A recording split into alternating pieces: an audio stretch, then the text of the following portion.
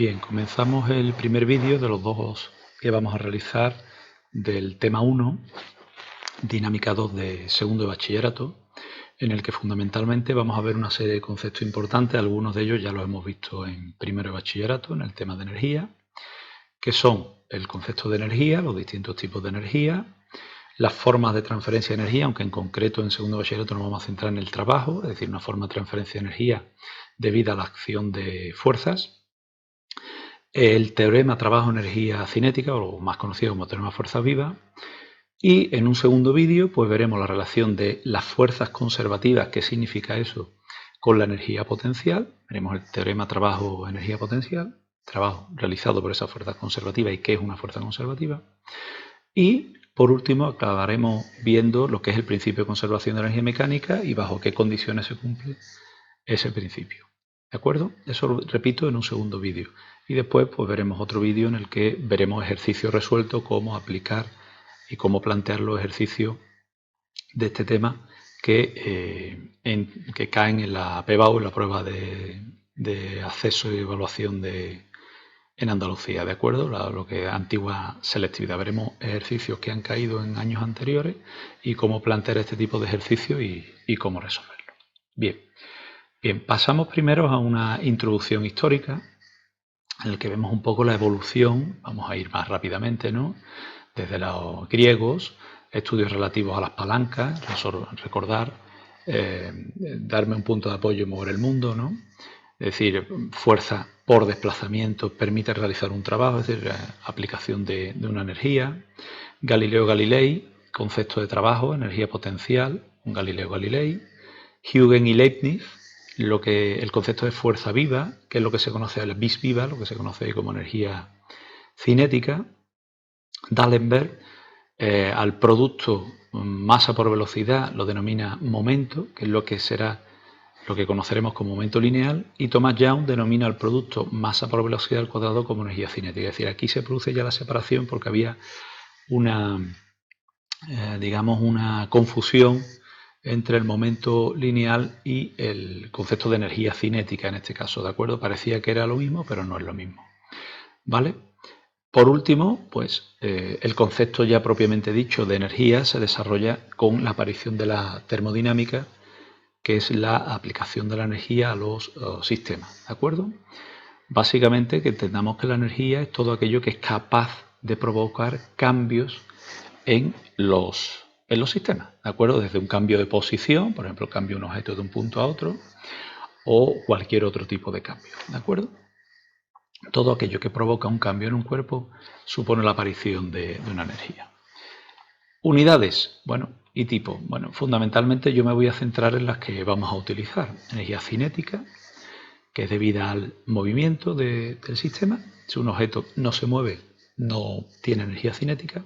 Energía potencial, que es debida a la acción de fuerza y en concreto a unas fuerzas que denominaremos fuerzas conservativas, que ya hemos visto en primero de bachillerato, pero bueno, que volveremos a ver en este tema, lo que es una fuerza conservativa, que son en concreto tres: la fuerza gravitatoria, eléctrica y elástica. Por lo tanto, vamos a ver tres tipos de energía potencial: energía potencial gravitatoria, eléctrica y elástica, aunque en este tema nos vamos a centrar única y exclusivamente en la fuerza gravitatoria, puesto que es la que nos exigen en la prueba, en la PBAU, y esa es la que vamos a ver. Ya en primero de bachillerato estuvimos viendo la energía potencial elástica, ¿de acuerdo? Y aplicada incluso a ejercicios con los muelles o resortes, y la energía potencial eléctrica la veremos en el tema correspondiente de campo eléctrico, ¿de acuerdo?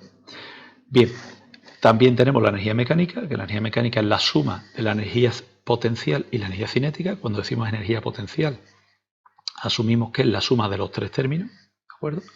Energía potencial gravitatoria, eléctrica y elástica.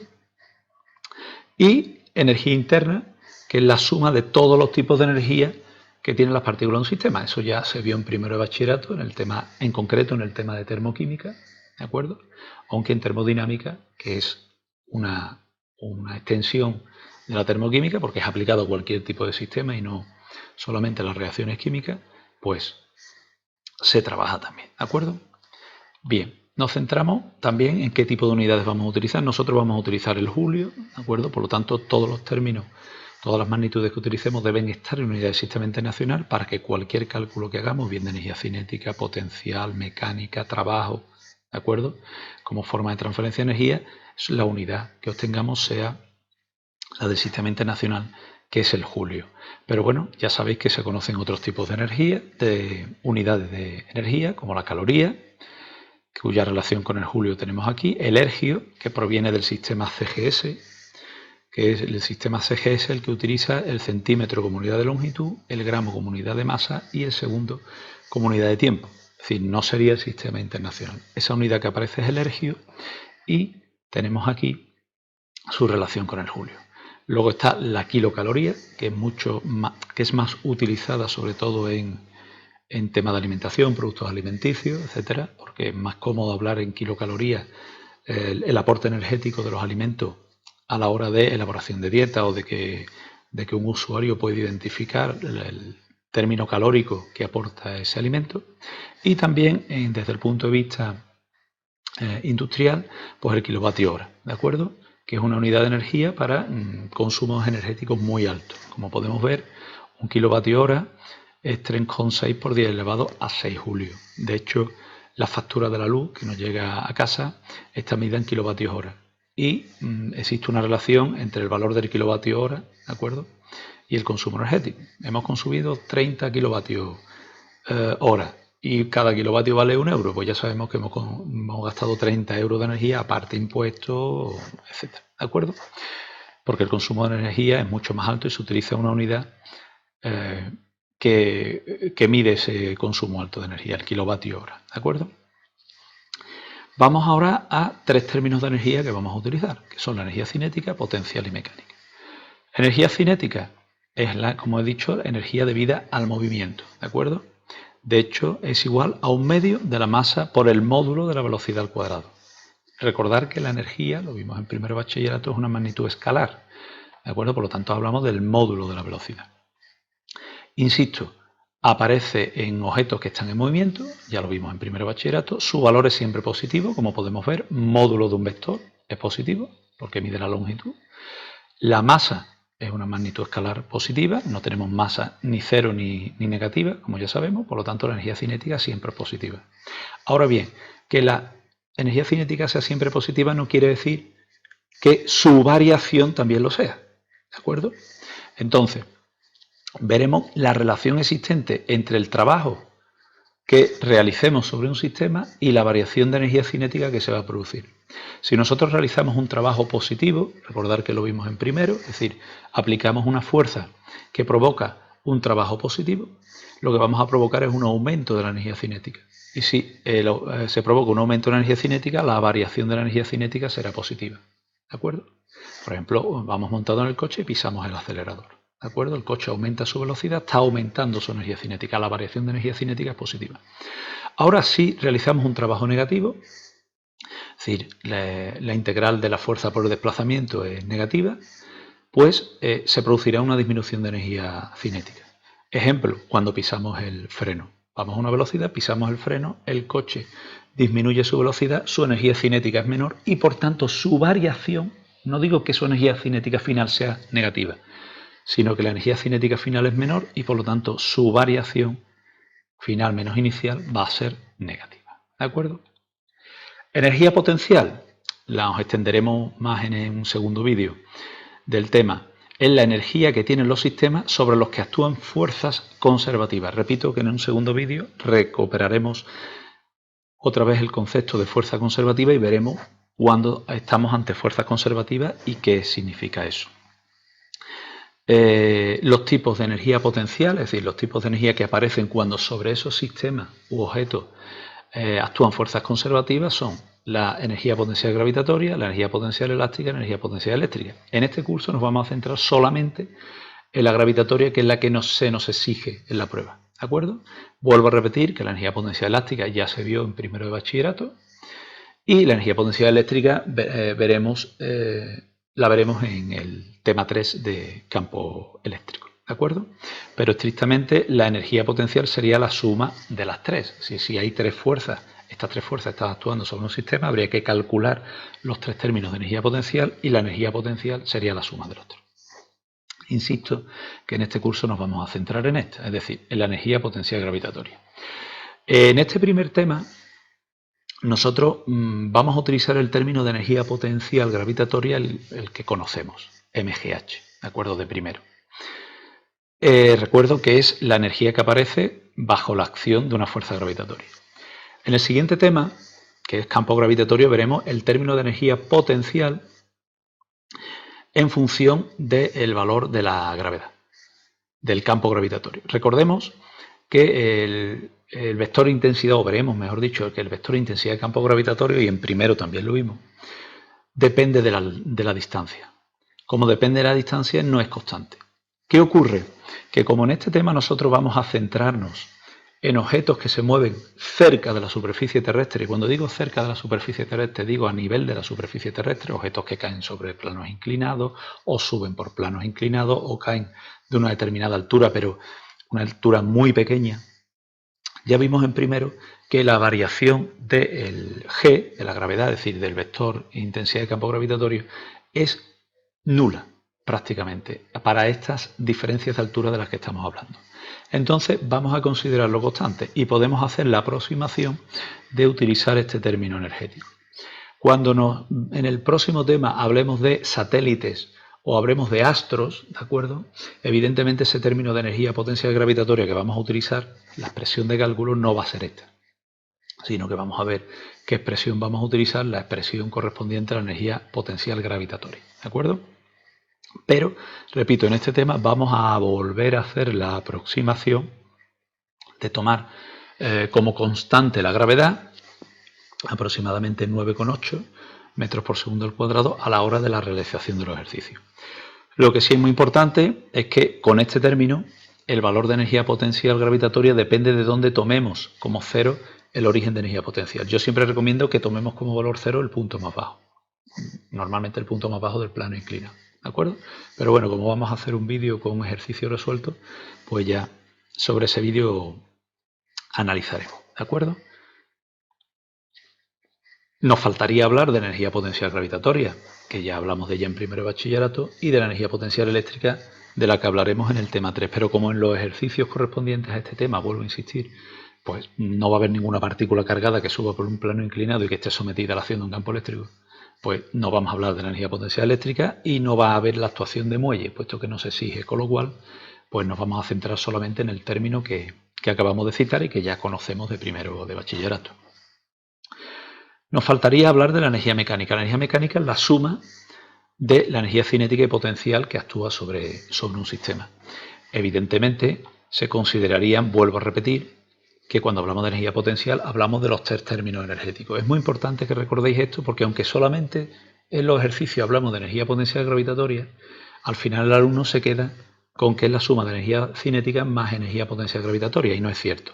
Es la suma de la energía cinética más la energía potencial y por tanto en los tres términos. Otra cosa es que en este tema no vayamos a considerar estos dos términos energéticos porque no vamos a considerar la acción de la fuerza elástica ni de la fuerza eléctrica, ¿de acuerdo? Por eso digo que en este curso nos vamos a centrar solamente en la primera. Segundo punto del tema es el teorema trabajo, es lo que es el concepto de trabajo y el teorema trabajo energía potencial. Recordemos que el trabajo es una forma de transferencia de energía, es decir, los objetos no tienen, o los sistemas no tienen ni trabajo ni calor, que es la otra forma de transferencia de energía. Los objetos ganan energía o pierden energía en forma de trabajo o en forma de calor. ¿Cuándo lo hacen en forma de trabajo? Cuando actúan sobre ellos fuerzas. Entonces, si nosotros aplicamos una fuerza sobre un objeto, podemos hacer que aumente su energía o disminuya mediante la acción de un trabajo que estamos realizando sobre él. Repito, es una forma de transferencia de energía que aparece cuando actúan fuerzas. El calor es una forma de transferencia de energía que aparece cuando hay diferencias de temperatura entre los sistemas que actúan o entre el entorno y el sistema. ¿De acuerdo? El trabajo se calcula a partir de la integral del producto escalar entre la fuerza y el diferencial del desplazamiento. ¿Qué ocurre? Pues que lo que es matemáticamente el concepto de integral, el cálculo integral, no lo veis hasta el final del tema. Y como nosotros vamos a considerar desplazamientos pequeños, e incluso vamos a considerar, que es lo más importante, que la fuerza que actúa es constante, es decir, como la fuerza gravitatoria, la acción de la fuerza gravitatoria cuando desciende por el plano inclinado la vamos a considerar constante, puesto que G es constante, la vamos a hacer constante, pues en lugar de realizar el cálculo integral, lo que nos vamos a centrar, lo podemos simplificar como el producto escalar directamente entre la fuerza aplicada y el desplazamiento producido. ¿De acuerdo? De tal manera que será el producto escalar de dos vectores, ya sabemos cómo se realiza el producto escalar, es decir, módulo del primer vector por el módulo del segundo por el coseno del ángulo que forman ambos vectores, en este caso la fuerza y el desplazamiento. Por lo tanto, para que haya trabajo, es decir, haya transferencia de energía en forma de trabajo, debe existir una fuerza que actúa y un desplazamiento. Si no existe fuerza o no existe desplazamiento, ni siquiera cabe preguntarse por la posibilidad de haya transferencia de energía en forma de trabajo. Ahora bien, vamos a ver distintas situaciones y vamos a analizar si el trabajo puede ser positivo, negativo o nulo, cosa que, repito, ya vimos en primero. Aquí tenemos una representación de, de un objeto que bajo la acción de una fuerza F se está desplazando, como vemos, el desplazamiento es incremento de R, ¿de acuerdo? Si nosotros hacemos el cálculo del trabajo, como hemos visto, sería el módulo del primero por el módulo del segundo por el coseno del ángulo que forma. Esa es la definición del producto escalar. Si el ángulo que forman es menor de 90 grados, recordemos que el coseno de 90 es menor que 1.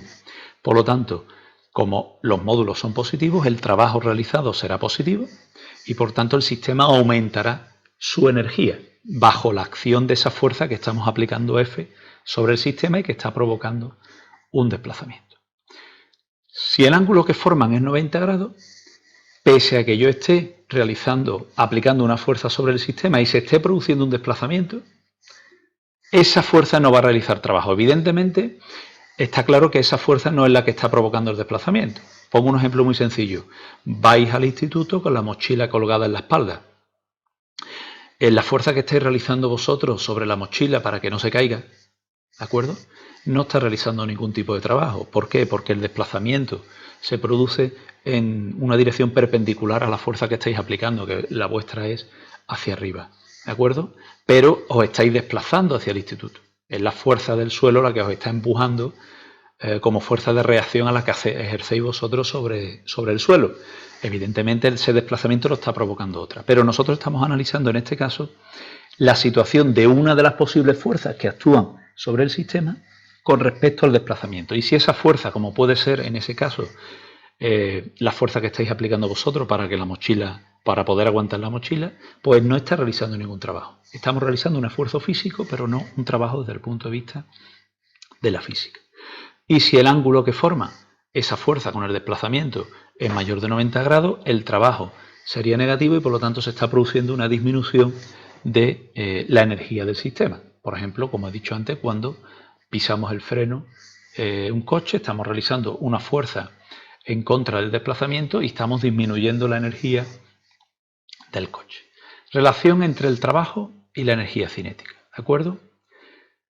Si existe un trabajo, es porque hay una fuerza resultante, está claro, ¿de acuerdo? Si hay un trabajo que actúa sobre el sistema, es porque hay una fuerza resultante que realiza ese trabajo. Y podemos aplicar la segunda ley de Newton, ¿de acuerdo? Entonces, si el trabajo, repito, simplificado a una fuerza constante, si la fuerza fuese variable, haríamos un análisis similar. Entonces, yo esta fuerza resultante que actúa sobre el sistema la puedo sustituir por la aplicación de la segunda ley de Newton. Sustituimos y tenemos. Ahora bien, si nosotros tenemos en cuenta, fijaros aquí, la aceleración forma un ángulo con el desplazamiento que será el mismo que realice la fuerza. Entonces tendríamos la masa, que es un escalar, y tendríamos la aceleración por el producto escalar con el desplazamiento. Módulo del primero, módulo del segundo por el coseno del ángulo que forman, que repito es el mismo que realiza la fuerza. Si el trabajo que realiza la fuerza es positivo, es porque la velocidad está aumentando, ¿de acuerdo? En módulos. Y si está aumentando en módulos, porque la energía cinética aumenta. Eso significa que la variación de energía cinética, como ya habíamos analizado en una diapositiva previa, es positiva. Es decir, está aumentando su energía cinética final mayor que la inicial. Si el trabajo que realiza esa fuerza es negativo, y eso dependerá del ángulo, ya hemos visto, del coseno del ángulo, la velocidad en módulo va a disminuir, por lo tanto la energía cinética va a disminuir, y si disminuye la variación de energía cinética va a ser negativa. Es decir, que está claro que existe una relación directa entre el trabajo realizado y la energía cinética que se está produciendo. ¿De acuerdo? ¿Qué ocurre cuando la fuerza que actúa no es constante? Por ejemplo, la fuerza gravitatoria no es constante, la fuerza elástica no es constante, la eléctrica tampoco es. Me estoy centrando solamente en las fuerzas que llamaremos conservativas y que ya conocéis de primero de bachillerato. Pues lo que tenemos que hacer, básicamente, es, en lugar de hacer la aproximación que hemos hecho antes, de dejarlo en un producto escalar puro y duro, la única posibilidad es precisamente hacer eso. Es decir, yo quiero seguir haciendo un producto escalar simple entre la fuerza y el desplazamiento. Pero para eso lo que tengo que hacer es ese camino, ese desplazamiento, dividirlo en infinitésimos de camino, que llamaremos diferencial. Trozos infinitesimamente pequeños, diferencial de desplazamiento. De tal manera que si yo tengo un desplazamiento muy grande en el que la fuerza es variable en ese desplazamiento, si yo ese desplazamiento grande lo troceo y lo hago desplazamientos muy pequeños, el desplazamiento es tan infinitamente pequeño que ahí la fuerza no varía. Entonces puedo, sin considerar que en ese infinitésimo desplazamiento la fuerza es constante, y puedo hacer directamente este producto escalar. Fuerza por desplazamiento. Pero claro, ese sería el trabajo realizado en ese infinitésimo desplazamiento, pero yo tengo muchos infinitésimos. ¿Qué tendría que hacer ahora? Sumar todos esos trabajos. El trabajo total sería la suma de todos esos infinitos trabajos. Y eso es a lo que se le conoce como integral. ¿De acuerdo? Evidentemente he dicho que el cálculo integral no lo veis hasta finalizado casi el curso. ¿De acuerdo? Y nosotros nos vamos a centrar en casos concretos. Entonces, en este caso, nosotros vamos a quedar con el producto escalar considerando la fuerza constante. Pero, repito, que en caso de que la fuerza fuese variable, tendríamos que hacer la suma de esos infinitésimos de trabajo en los que hemos dividido en infinitésimos ese desplazamiento, que matemáticamente es hacer el cálculo integral del producto escalar de la fuerza por el diferencial de desplazamiento, por ese infinitésimo de camino. Bueno, eso ya veréis cómo se realiza el cálculo integral en matemáticas. Propiedades del trabajo.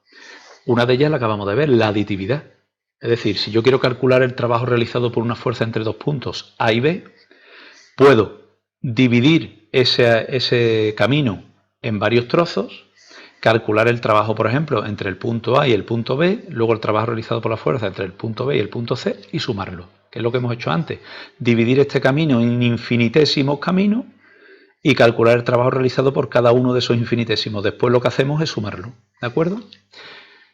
Otro, la reversibilidad, significa que si yo calculo el trabajo para ir desde el punto A hasta el punto B por este camino y obtengo un valor, y ahora calculo el trabajo realizado por esa fuerza, si ese sistema vuelve por el mismo camino, que le puedes llamado camino 1, hacia el punto A, el trabajo toma el mismo valor, pero con signo contrario. Ojo, toma el mismo valor, pero con signo contrario, no que sea negativo. Insisto, si el trabajo para ir de A a B es menos 5 julios, el trabajo para ir de B a A es 5 julios. Si el trabajo para ir de A a B es 25 julios, el trabajo para ir de B a A es menos 25 julios. Repito, toma signo contrario, no que sea negativo. ¿De acuerdo?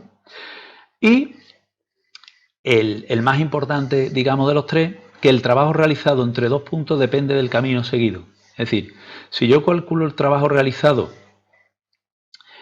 por la fuerza para ir desde el punto A hasta el punto B, por el camino 1, por el camino 2, por el camino 3, el trabajo va a ser diferente. Ahora bien, existe algún caso que estudiaremos más adelante, bueno, y que ya vimos en primero de bachillerato, que el trabajo realizado por la fuerza es independiente del camino, es decir, que vale lo mismo el trabajo para ir desde el punto A al punto B, por el camino 1, por el camino 2, por el camino 3. En ese caso hablamos de fuerzas conservativas. una fuerza es conservativa cuando el trabajo realizado por esa fuerza para ir desde el punto A hasta el punto B es independiente del camino. Pero repito que eso ya nos extenderemos en un segundo vídeo. Teorema trabajo-energía cinética, más conocido como teorema de las fuerzas vivas y que aplicaremos muchísimo en los ejercicios y en las cuestiones teóricas. ¿De acuerdo? ¿Qué dice ese teorema? Que el trabajo total realizado sobre una partícula, si el trabajo, la suma de todos y cada uno de los trabajos realizados por todas y cada una de las fuerzas que actúan sobre una partícula, es igual a la variación de energía cinética que sufre dicha partícula. Vamos a partir de considerar, repito, vamos a llegar a esa relación de que tenemos distintas fuerzas que actúan sobre un objeto y por tanto el trabajo total es la suma del trabajo realizado por todas ellas. Vamos a suponer que actúan, por decir algo así, 25 fuerzas. Si actúan 25 fuerzas, aquí lo que estamos representando matemáticamente es sumatorio, es sume usted el trabajo realizado por las 27 fuerzas o 25 fuerzas, no sé lo que he dicho. Por definición de trabajo es la integral del producto escalar de la fuerza por el diferencial del desplazamiento. Para esta demostración vamos a partir de la expresión general del trabajo, como si la fuerza fuese variable. ¿Entre qué puntos vamos a calcular ese trabajo? Entre el punto A y el punto B, es decir, el sistema ha ido del punto A al punto B, bajo la acción de 27 fuerzas. Y nosotros queremos calcular qué trabajo se ha realizado sobre ese sistema. Entonces, lo que hago es sustituir. Sume usted todos los trabajos realizados por las distintas fuerzas que actúan por el diferencial del desplazamiento. ¿Qué hacemos aquí ahora? Aplicamos la segunda ley de Newton. Recordemos, sumatorio de fuerzas, la segunda ley de Newton es masa por aceleración, pero sabemos que la aceleración es la derivada del vector velocidad con respecto al tiempo. Y eso lo vamos a sustituir en la expresión. Y vamos a reordenar. Fijaros, lo que vamos a hacer es reordenar, como vemos aquí, y vamos a pasar este término, lo vamos a reordenar. ¿Qué vamos a hacer? Pues vamos a poner diferencial de la posición, del vector posición con respecto al tiempo. Sabemos que la derivada de la posición con respecto al tiempo, lo sabemos de cinética, de primero bachillerato, es la velocidad. Por lo tanto, el trabajo total para que realizan todas esas fuerzas sobre el sistema cuando va desde el punto A hasta el punto B va a ser igual a la integral entre el punto A y el punto B, lo que se conoce como integral definida, de la masa por el producto escalar del vector velocidad por el diferencial de velocidad. ¿De acuerdo? Vemos que he dicho que esto es la velocidad. Y aquí lo que haríamos sería la integral. Bueno, aquí me anticipo, ¿de acuerdo? A algo que vais a ver. La integral entre el punto A y el punto B de x, variable independiente, por diferencial de x, es x al cuadrado partido por 2. Aquí me anticipo. Os digo cuánto vale la integral, ¿vale? Porque me parecía mal en segundo bachillerato llegar a esta deducción sin utilizar la integral. De todas maneras, la deducción del teorema de fuerzas vivas no se pide. Simplemente yo la hago para que veáis de dónde sale esa relación, ¿no? No me aprendo un teorema porque me lo dicen y ya está, ¿de acuerdo? Entonces, repito, la integral de x por diferencial de x, o lo que en este caso x es vector velocidad por el diferencial del vector velocidad, es el módulo de la velocidad al cuadrado partido por por 2, ¿de acuerdo? Entre los puntos A y B. Cuando nosotros hacemos una integral definida, a la hora de resolverlo lo que se hace es el resultado, la función resultado, se aplica al punto B o al valor de la variable, por ejemplo, si es x, lo que valga x en ese punto, menos lo que vale en el punto inicial. Entonces lo que hacemos es eso, fijaros, saco el 1/2 fuera, la masa, que es una escalar, lo saco fuera, me quedaría 1/2 de m, sería 1/2 de m por el valor de la velocidad, el módulo de la velocidad al cuadrado en el punto B, menos 1/2 de la masa por el módulo de la velocidad en el punto A al cuadrado, es decir, punto final menos punto inicial. Nosotros sabemos por definición que 1/2 de la masa por la velocidad al cuadrado es la energía cinética, por lo tanto, esta sería la energía cinética en el punto B y esta sería la energía cinética en el punto A. En definitiva, que el trabajo total va a ser igual a la variación de la energía cinética. Es decir, que si a nosotros nos dicen que actúan 20 fuerzas sobre un objeto, un coche, que se desplaza desde un punto A hasta un punto B, y nos dicen que el coche tiene una velocidad de 80 km por hora y pasa a tener 200 km por hora, y que le digamos cuál es el trabajo total realizado por todas las fuerzas, calculamos la energía cinética final, le restamos la energía cinética inicial y no tenemos que hacer el cálculo de cada uno de los trabajos realizados por las veintitantas fuerzas que he dicho que están actuando sobre el objeto. Es muy importante decir que aquí habla de fuerzas.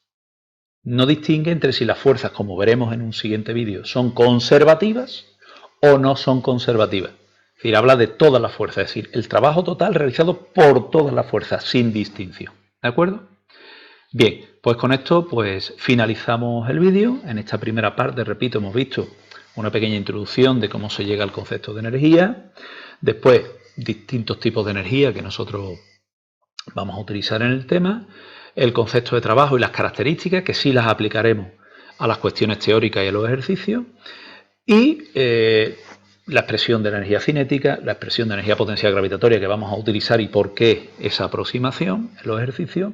Y por último, las características, repito, del trabajo y el teorema de fuerzas vivas, cómo llegamos a ese teorema de fuerzas vivas que relaciona el trabajo total realizado por todas las fuerzas que actúan sobre el sistema con la variación de energía cinética. Bien, pues finalizamos el vídeo.